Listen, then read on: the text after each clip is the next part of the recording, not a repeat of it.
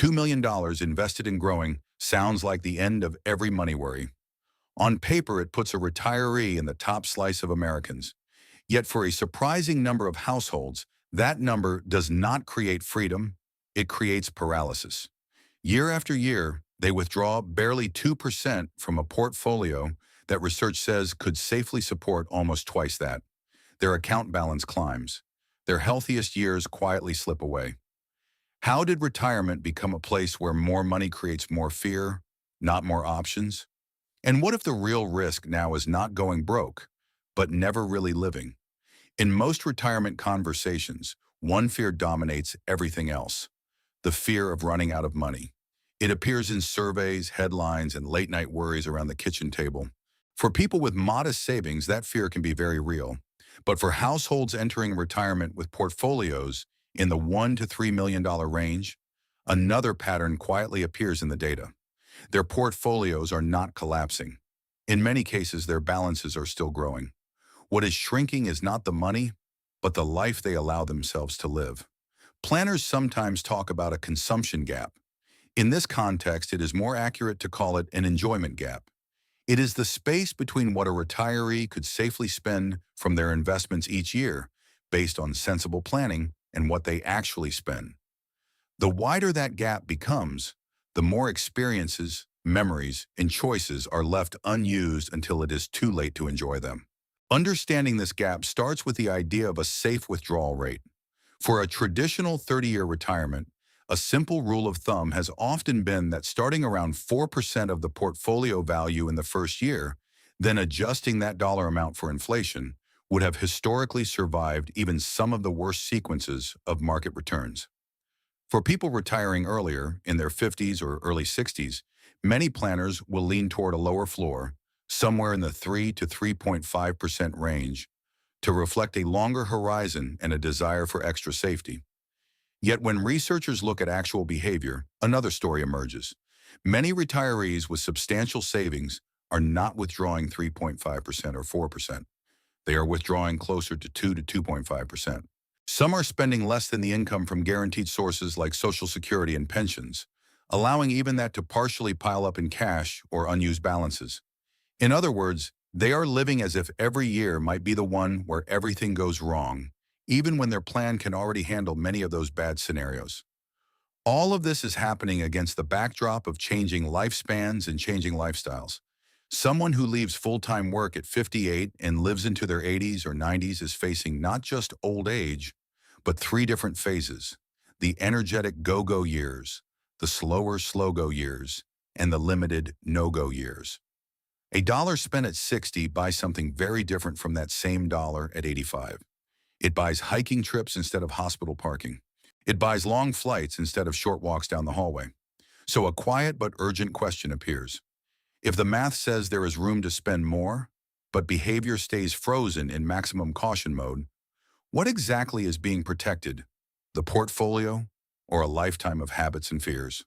For most workers, the story of money begins with a warning: there will not be enough. From the first day a new employee sits through an HR orientation, the message is repeated in different forms. Start saving now, compound interest rewards, early action. No one will rescue you if you fall behind. Charts show rising lines for those who save and flat lines for those who do not. Retirement is framed as a finish line only reachable through constant contribution and restraint. Over time, this message does exactly what it intends. It shapes behavior. People automate contributions into 401s, CAEs, and IRAs. They say no to certain trips, cars, and restaurants. They move money from checking into investment accounts month after month. When markets cooperate, those accounts grow. When markets stumble, the habit of saving through downturns is praised as discipline. Each promotion or raise becomes partially a fuel source for the next round of contributions. After 20 or 30 years, this pattern does more than fill accounts. It forms an identity. The saver is no longer simply someone who puts money aside.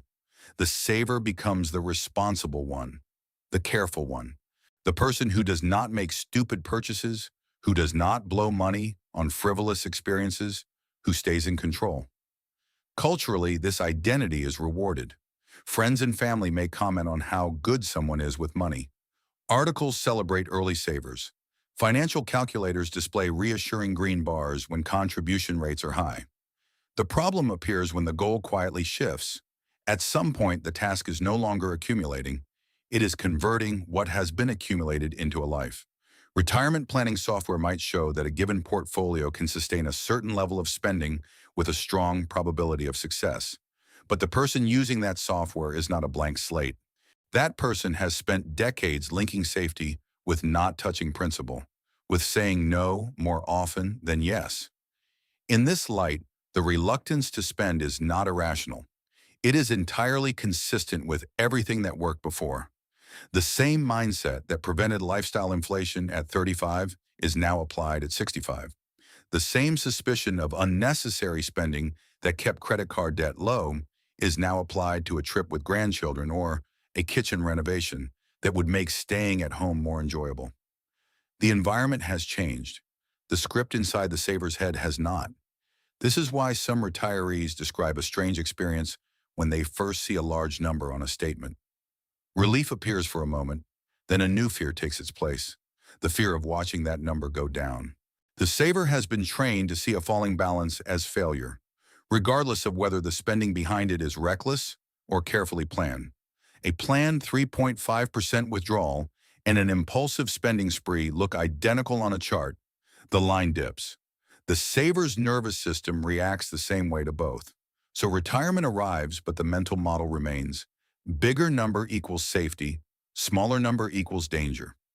If that equation has been running in the background for most of an adult life, how likely is it that a single meeting or a single spreadsheet can rewrite it? And if the identity of protector has been built over decades, how easily can someone step into the unfamiliar role of user or enjoyer of the wealth they once guarded?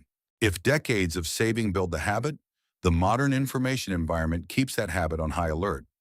Even for retirees with strong balance sheets, the outside world rarely sends a calm message. Instead, it pulses with warnings. A red banner flashing across a financial news channel, a headline predicting the next crash, a podcast episode on the coming retirement crisis, a viral post about Social Security running out. Each piece on its own may be incomplete. Together, they form a constant background noise of danger.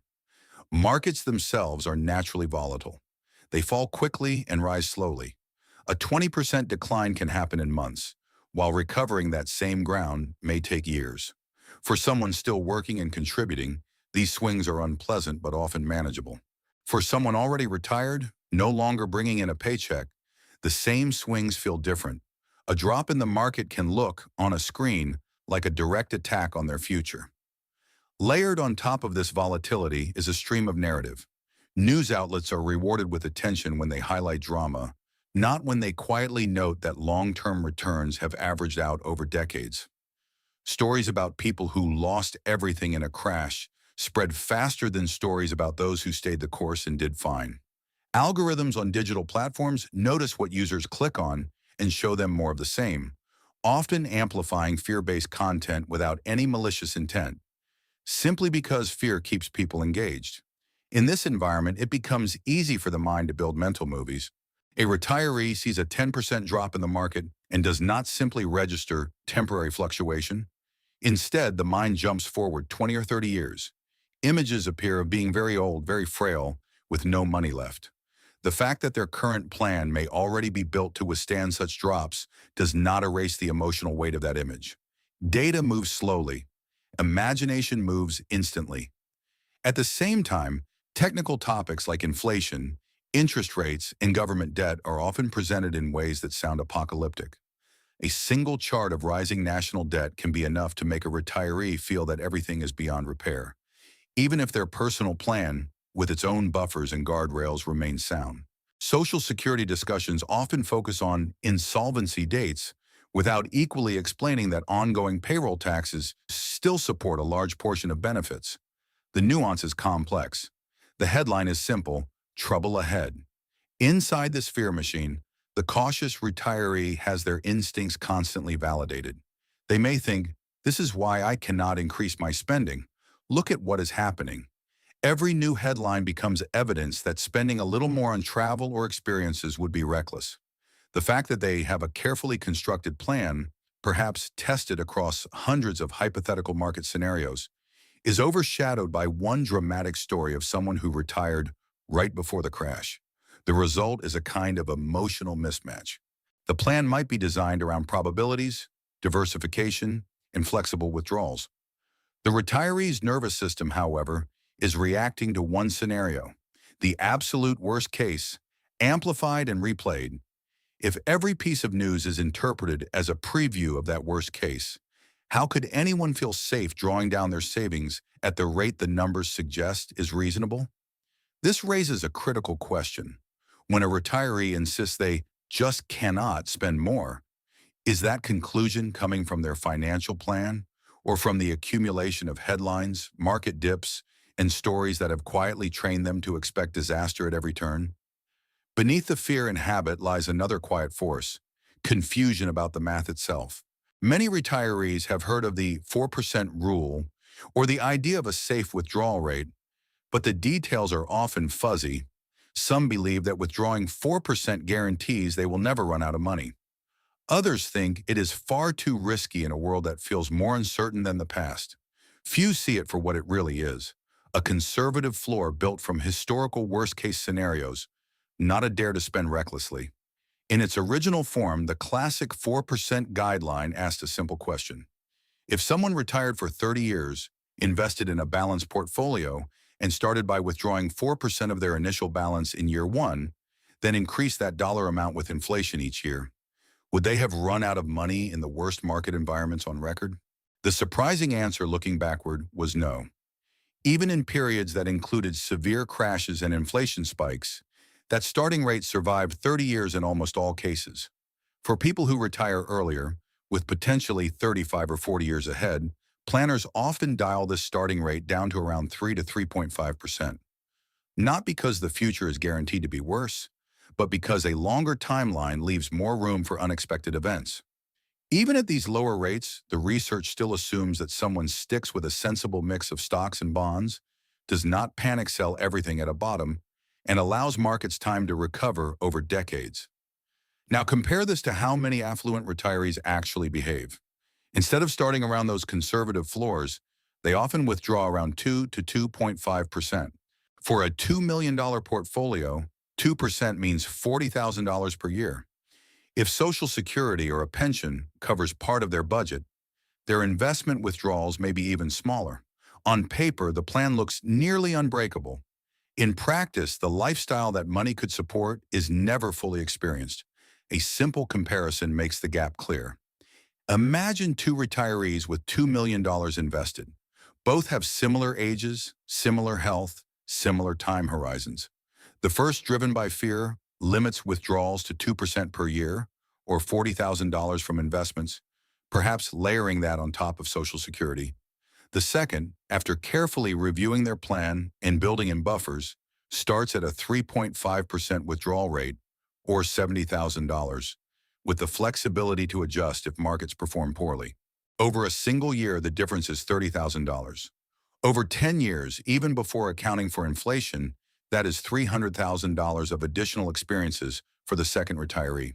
It can mean more travel, more time with faraway family, more support for causes they care about, or simply more comfort day to day. Meanwhile, the first retiree may see their portfolio values stay flat or even grow, and take that as proof that being extremely cautious was the right choice. The misunderstanding is subtle. Many believe that any drawdown, any decline in the account balance, is a sign of failure. They treat the portfolio as something that must be preserved at all costs, as if the goal were to hand back the full amount untouched. In reality, the purpose of a retirement plan is not to keep the number on the screen as high as possible until the last moment. It is to convert that number into a stream of spending that supports a life. Safe withdrawal research does not promise perfection.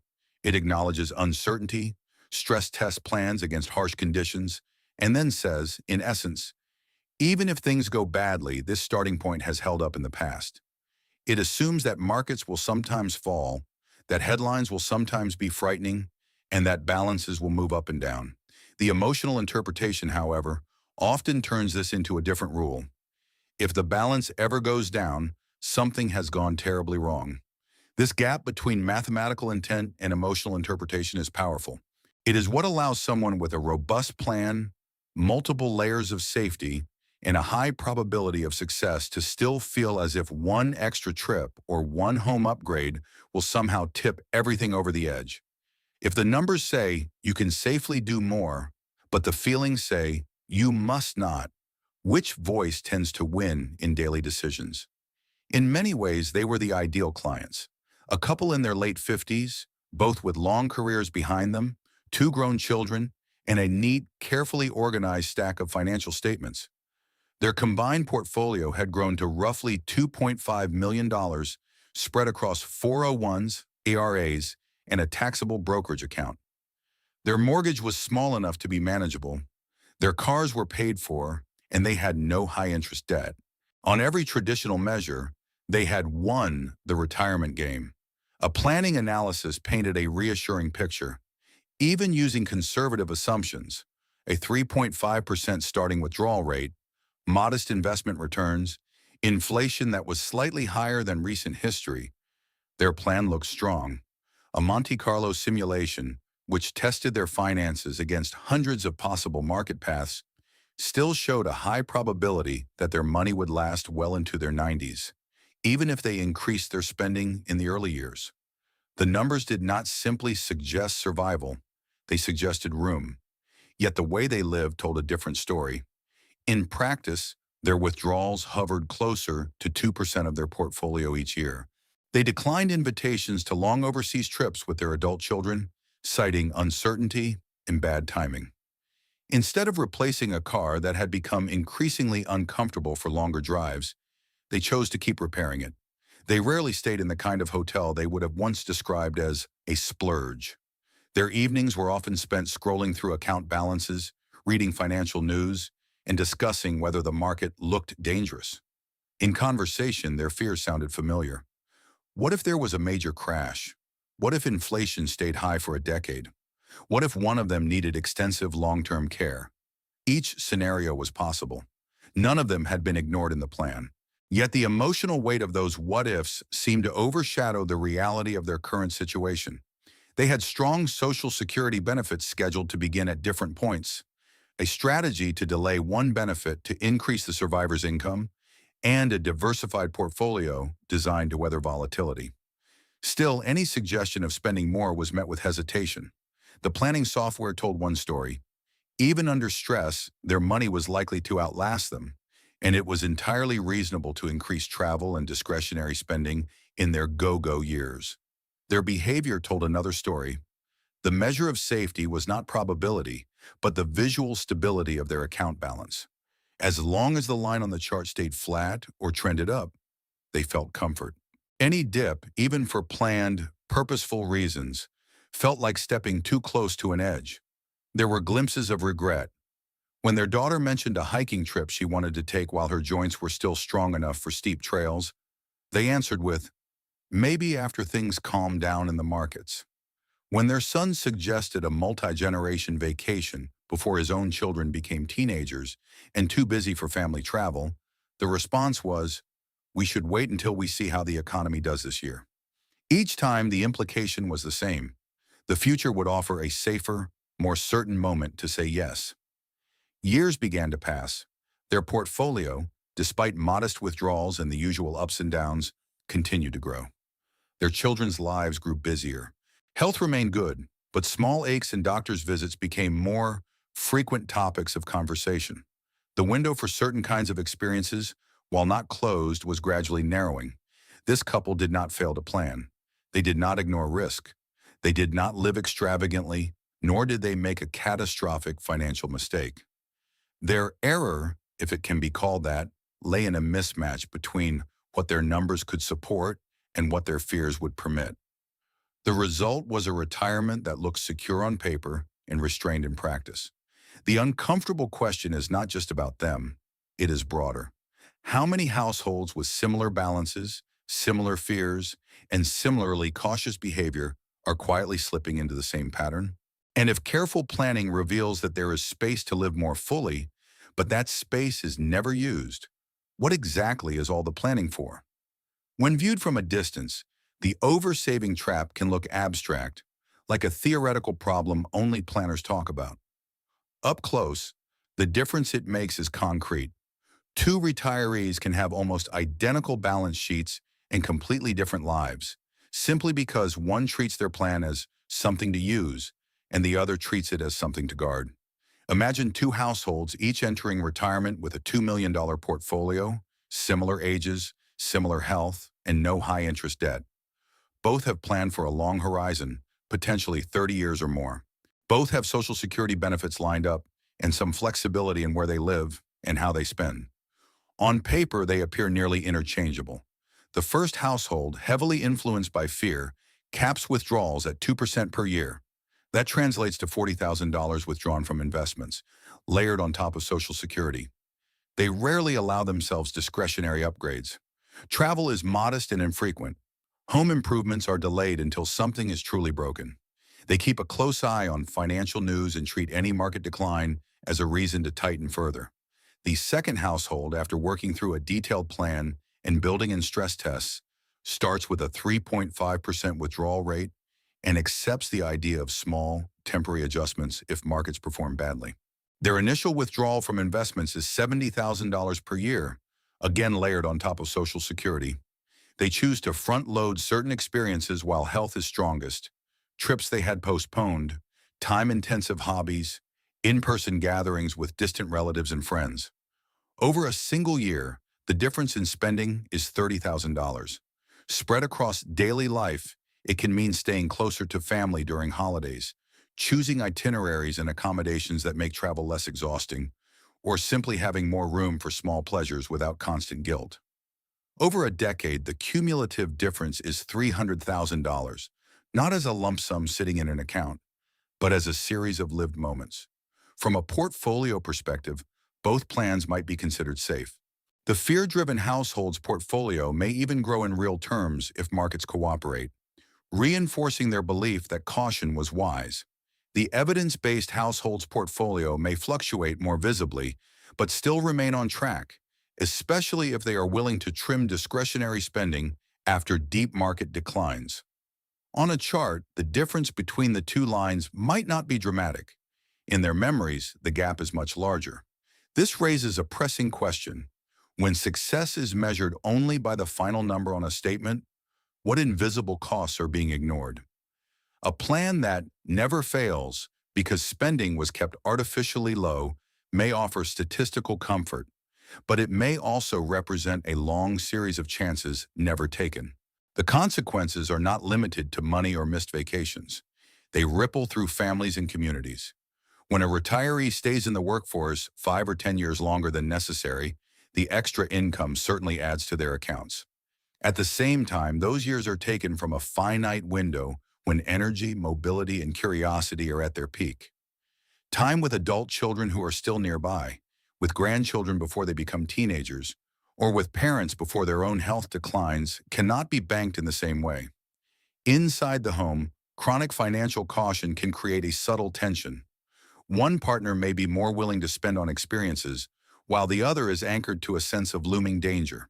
Discussions about travel, home projects, or gifts can turn into quiet conflicts, not because the money is unavailable, but because the psychological threshold for safe spending has been set so low.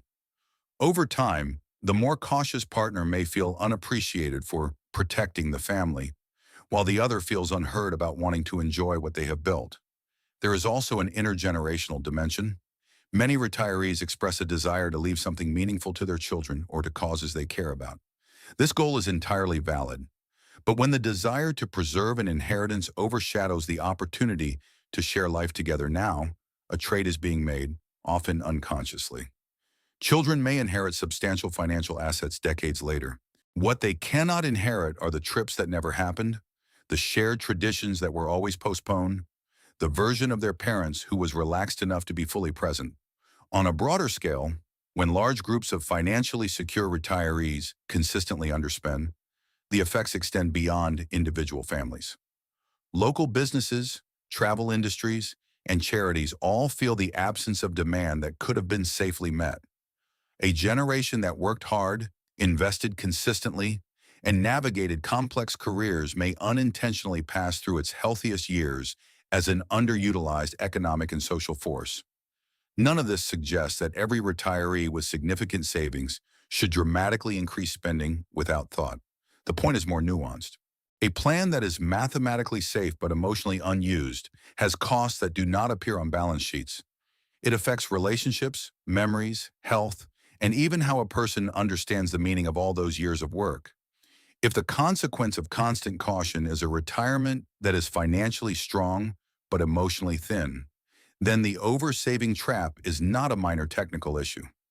It is a quiet reshaping of what those years are allowed to be. The question then becomes unavoidable.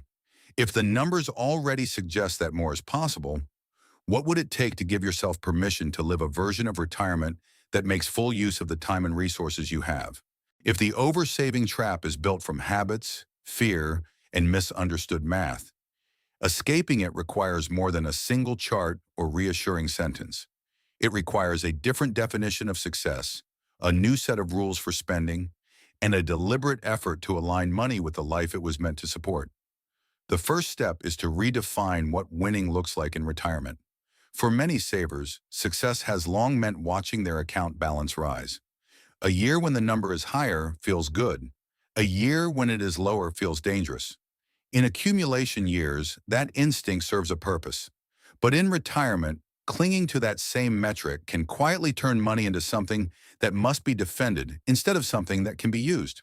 A healthier definition of success might sound different. Being able to meet essential needs, absorb shocks, and still fund a meaningful set of experiences over a lifetime. In that frame, a portfolio that ends slightly smaller but funded years of travel, time with family and personal projects, has done its job better than one that grows untouched while life remains constrained. The question shifts from how big can the number get to how well can this number support the life that matters to me? From there, retirees can move to building a clear conservative floor for spending. This is not about guessing or hoping. It is about using the same research that fueled the 4% guideline and its more conservative variants to define an annual spending level that is intentionally designed to be robust, even in difficult markets. For a long retirement horizon, this might mean selecting a starting rate around 3 to 3.5%, adjusting for factors like other income sources, risk tolerance, and flexibility. This floor is not a ceiling, it is a minimum permission. It represents the amount a retiree can spend each year with a high degree of confidence that their plan will survive, even if markets deliver a rough sequence. Treating this floor as a non-negotiable right, rather than a dangerous maximum, can begin to unwind the reflex to underspend. It gives structure to the vague idea of, I think I can afford this, and replaces it with, according to this plan, I am supposed to spend at least this much. Once a floor is established, the next step is to layer on guardrails for flexible spending. Instead of a single fixed number, retirees can divide their budget into essentials and discretionary categories. Essential spending covers housing, food, insurance, basic transportation, and healthcare.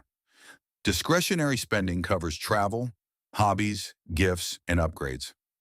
The key is to allow discretionary spending to move up and down in response to actual market results, rather than in response to fear alone. A simple framework might look like this. When portfolios are at or above certain target levels, full discretionary spending is allowed. If the portfolio dips below a predefined threshold, discretionary spending is temporarily reduced, not eliminated, until balances recover. If markets fall sharply, a retiree might agree to pause major discretionary items for a year or two while essential spending remains fully funded. This approach is grounded in the reality that worst-case periods do occur, but also that they do not last forever. By using guardrails, retirees avoid two extremes, pretending that markets never change and reacting to every headline as if it demands a permanent lifestyle downgrade. They shift from an emotional response, everything feels dangerous, so I must always spend less, to a rule-based response. If this measurable condition appears, I temporarily adjust spending in this specific way. This preserves both safety and the possibility of enjoyment.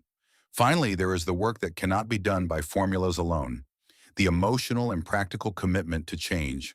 This might involve naming a short list of experiences that feel most urgent in the next 5 to 10 years. A particular trip, hosting family gatherings, supporting a cause, or creating a space at home that makes daily life richer. It can mean deciding in advance that a certain percentage of the portfolio will be intentionally converted into experiences during the go-go years, rather than left as an abstract number. Some retirees find it helpful to schedule regular reviews, not only of their portfolio, but of their life. What did the money make possible this year? What memories were created that would not have existed if fear had made every decision? Those questions keep the focus on the purpose of the money, not just its preservation. The future for retirees caught in the oversaving trap is not about swinging to the opposite extreme and ignoring risk. It is about acknowledging that risk exists in two directions: the risk of running out and the risk of never using what was saved. A well-designed plan, with clear floors, thoughtful guardrails, and intentionally chosen experiences, is one of the few tools that can address both. If the years ahead are going to look different from the decades of accumulation behind, then the rules for what counts as responsible must evolve as well. The question is no longer only, will the money last? It becomes, more honestly, will the life last if the money is never truly used? By the time someone reaches a $1 to $3 million portfolio, the public story about their finances is simple. They are safe. The private story is often more complicated. Years of disciplined saving, a constant stream of alarming headlines, and a deep misunderstanding of safe withdrawal math can combine into a powerful message. No matter how much you have, it is never quite enough to relax. The result is the oversaving trap. Portfolios survive. Many even grow. But whole chapters of life go underfunded. The go-go years, when energy and health are strongest, are quietly spent in a posture of maximum caution. Time that could have been traded for experiences is instead traded for slightly larger numbers on a screen. If there is a single lesson in this, it is that retirement risk is two-sided. There is the obvious risk of running out of money. There is also the less visible risk of never drawing down what was saved to create the life it was meant to support. Good planning acknowledges both.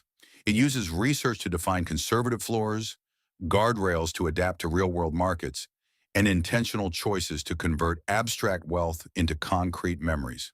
For anyone watching this and recognizing a piece of their own story, the next step is not to spend recklessly.